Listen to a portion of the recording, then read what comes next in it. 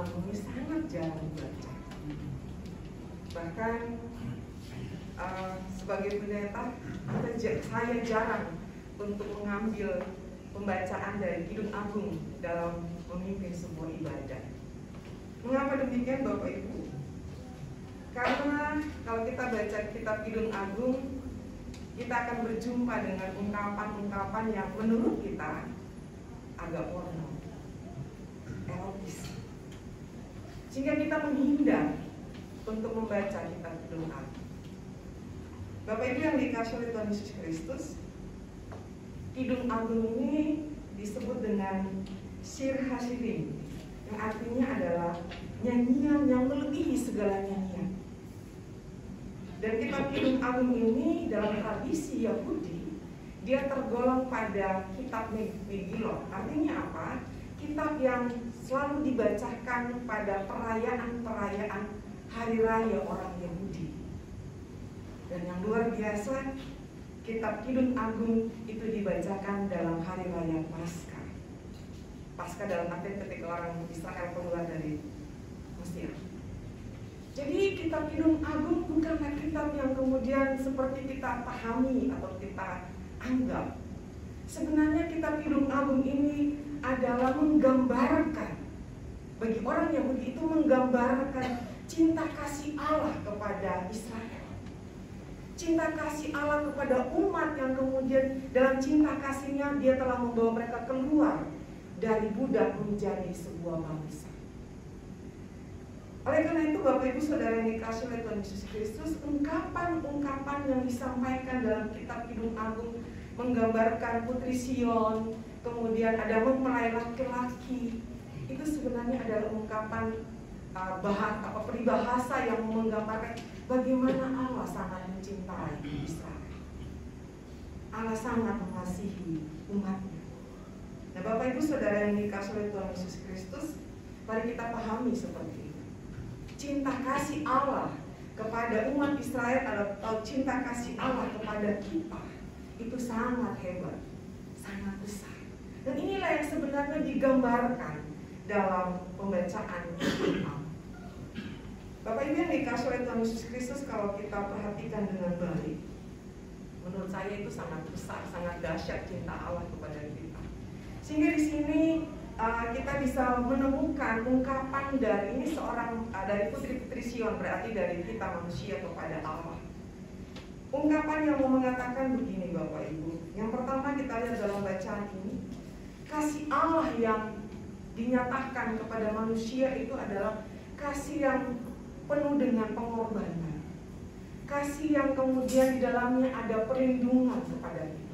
Ayatnya yang kelima kita lihat, saya menafsirkannya begitu Bapak Ibu ya. Di sanalah ibumu telah mengandung engkau, di sanalah ia mengandung dan melahirkan engkau. Kalau kita coba memahami ini berdasarkan apa yang kita alami, kita pikirkan, kasih seorang ibu itu kan luar biasa. Dalam kasih seorang ibu yang mengandung seorang anak, bahkan sampai pada proses melahirkan, itu bukan hal yang mudah Bapak Ibu. Ada pengorbanan di sini, ada perlindungan di sana. Bahkan dia bersedia memberikan diri untuk menanggung penderitaan. Dan melalui kehidupan ini, seorang ibu ini lahirlah kehidupan yang baru. Inilah sebenarnya kita bisa melihat bagaimana Allah juga sangat mencintai. Cinta Allah bukan hanya kita lihat bahwa ternyata hidup saya diberkati, apa yang saya minta saya dapatkan. Cinta Allah tidak hanya sesederhana itu. Tapi cinta kasih Allah kepada Bapak Ibu Saudara serta saya, bahkan dunia, alam semesta ini lebih daripada apa yang kita terima dalam hidup. Ada pengorbanan di situ Bapak Ibu. Allah manakah seperti Allah kita Yesus Kristus yang rela disalibkan? Allah manakah seperti Allah kita Yesus Kristus yang kemudian menanggung penderitaan, bahkan dihina dengan luar biasa. Tapi dia bersedia melakukannya untuk menyatakan bahwa dia sangat mengasihi dunia, dia sangat mengasihi Bapak Ibu Saudara serta saya. Salib bukan hanya sebuah lambang penderitaan, tapi itu salib adalah lambang penderitaan yang di dalamnya ada cinta kasih Allah yang luar biasa bagi kita. Jadi Bapak Ibu yang dikasih oleh Tuhan Yesus Kristus, melalui pengorbanan Yesus Kristus, kematiannya, kebangkitannya, kita bisa mengatakan bahwa dosa kita diampuni. Saya menjadi orang yang diselamatkan. Bukan karena kita, bukan karena kemampuan kita, bukan karena perbuatan kita, tapi itulah bentuk cinta kasih Allah kepada kita melalui Yesus Kristus. Dan kita bisa berbangga diri kan ya, saya orang yang diselamatkan, saya orang yang merdeka, dimerdekakan oleh Allah. Kita bisa mengatakan itu bukan karena kita, tapi itulah bentuk cinta kasih Allah. Dan cinta kasih Allah sekali lagi Bapak Ibu kepada kita bukan hanya materi, bukan hanya hal-hal yang bisa kita hitung, bisa kita dapatkan, tidak hanya sekedar itu, tetapi ternyata lebih daripada itu. Ada kehidupan yang kemudian kita terima dalam hidup kita sebagai orang-orang yang dimerdekakan, orang-orang yang diselamatkan oleh Allah melalui pengorbanan Yesus Kristus. Dan yang kedua Bapak Ibu yang dikasih oleh Tuhan Yesus Kristus, di sini mempelai perempuan dikatakan begini, taruhlah aku seperti meterai pada hatimu, seperti meterai pada lenganmu. Meterai itu melambangkan hak milik. Meterai itu melambangkan bahwa sesuatu ini sah. Si perempuan, pengantin perempuan mengatakan kepada pengantin laki-laki, jadikan aku hak milikmu, jadikan aku sebagai kepunyaanmu, dan letakkanlah pada hatimu dan pada lenganmu. Bapak Ibu Saudara yang dikasih oleh Tuhan Yesus Kristus, ini juga kemudian yang kita lihat, kita rasakan dalam kehidupan kita. Kita milik Allah. Kehidupan kita, keberadaan kita bukan milik kita, bukan milik dunia ini, tetapi kita adalah milik Allah. Karena kita telah dimeteraikan, disahkan menjadi milik Allah. Allah meletakkan kita, kalau kita coba boleh membayangkan, Allah meletakkan kita pada hatinya untuk mengatakan kita kepunyaannya, kita miliknya. Jadi Bapak Ibu, kita perlu melihat diri kita bahwa kita ini bukan cuma sekedar manusia, kita bukan cuma sekedar orang yang ada dan kemudian hidup, tapi kita menerima cinta kasih Allah dan Allah meletakkan kita pada hatinya. Berarti kita benar-benar dikasihi. Kan kalau orang ada dalam sebuah relasi kasih gitu ya, kemudian kan maaf saya katakanlah pacaran gitu kan, dia akan mengatakan aku mencintaimu sepenuh hatiku dan engkau ada dalam hatiku. Berbunga-bunga nggak kalau kita dikatakan begitu? Oh berbunga-bunga kan ya. Ya cewek-cewek kalau ya perempuan kalau dikatakan gitu sama pacarnya berbunga-bunga, senangnya luar biasa. Karena ketika diletakkan dalam hati berarti kita sangat berharga. Kita sangat dikasihi. Bukan cuma sekedar oh ya aku I love you, bukan cuma sekedar begitu, bukan cuma sekedar aku mengasihimu. Itu bisa basa-basi Bapak Ibu. Tapi ketika dia katakan aku letakkan engkau di hatiku, benar-benar dia mengasihi. Kita adalah kepunyaan. Dan saya mencoba untuk kemudian menafsirkan bahwa ketika si mempelai perempuan mengatakan ini kepada pengantin laki-laki dan saya tafsirkan itu Tuhan, dia katakan Tuhan letakkanlah aku di hatimu. Dan kita benar kita diletakkan Tuhan di hati Tuhan. Kehidupan kita, keberadaan kita sangat berharga. Kalau kita nggak berharga, nggak mungkin Allah memberikan Yesus untuk kemudian tersalibkan, mati, bangkit untuk kita.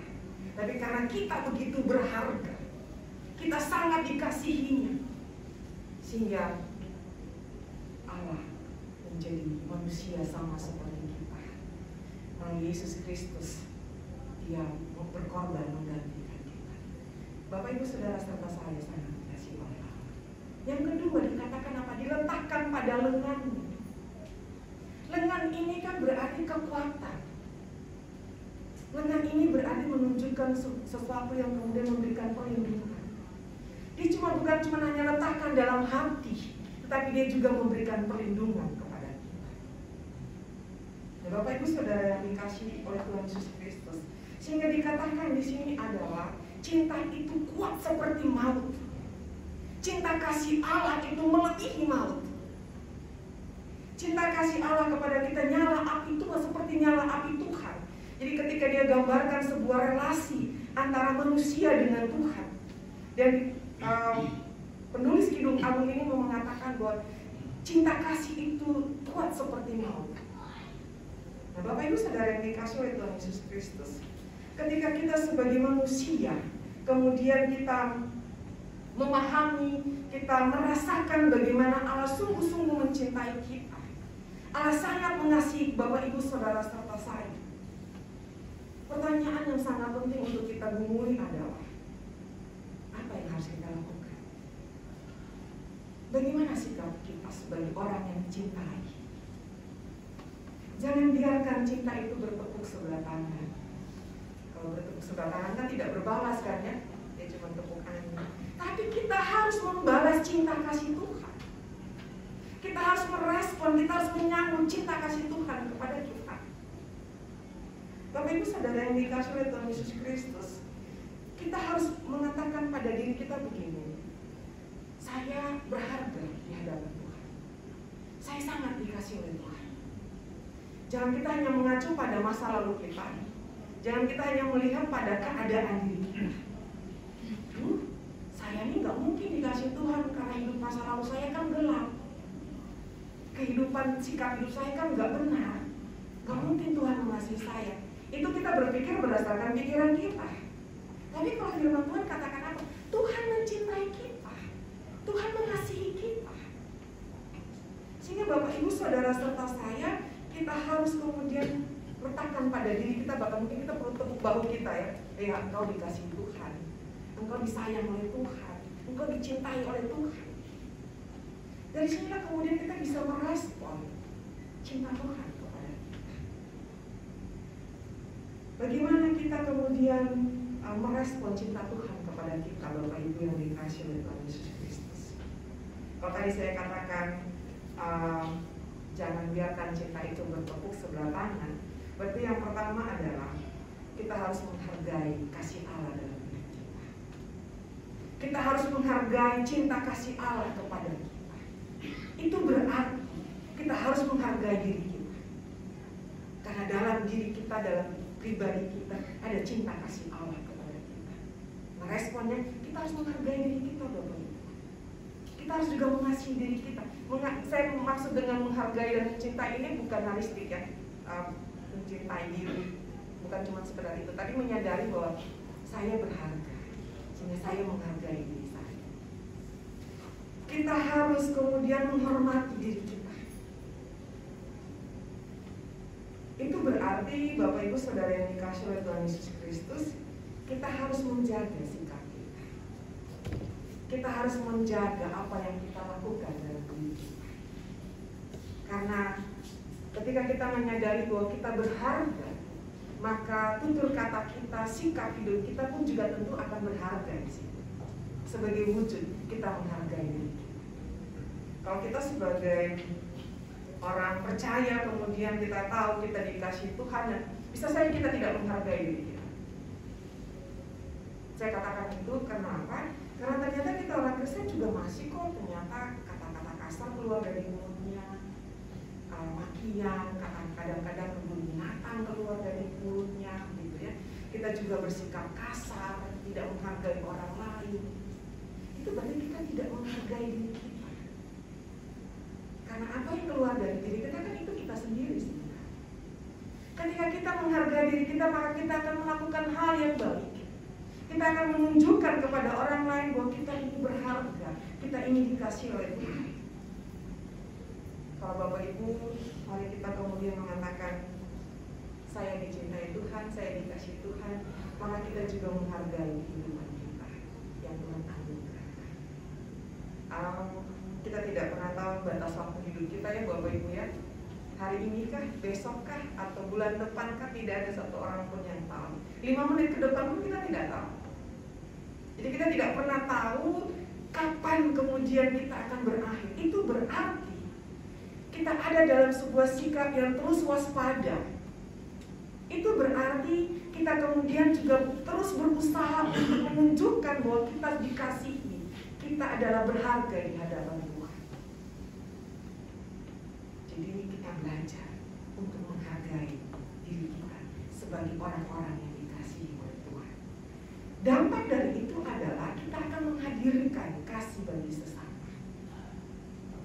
Sehingga Bapak Ibu Saudara serta saya mengatakan bahwa Tuhan, saya mengasihimu dengan luar biasa. Itu bukan hanya kata-kata yang ketika kita lagi berdoa atau ketika kita lagi dalam sebuah euforia kemudian kita katakan, Tuhan, saya mengasihimu dengan luar biasa. Giliran amin selesai, kasih itu sudah pergi. Bukan begitu. Tapi ketika kita katakan, Tuhan, saya mengasihimu dengan sepenuh hati saya mengasihimu dengan seluruh jiwa saya, maka kita akan hadirkan cinta kasih Allah itu dalam kehidupan kita dengan sesama. Kita akan hadirkan cinta kasih Allah itu di tengah-tengah keluarga kita. Kita akan hadirkan cinta kasih Allah itu dalam persekutuan kita, dalam kehidupan kita bersama dengan yang lain.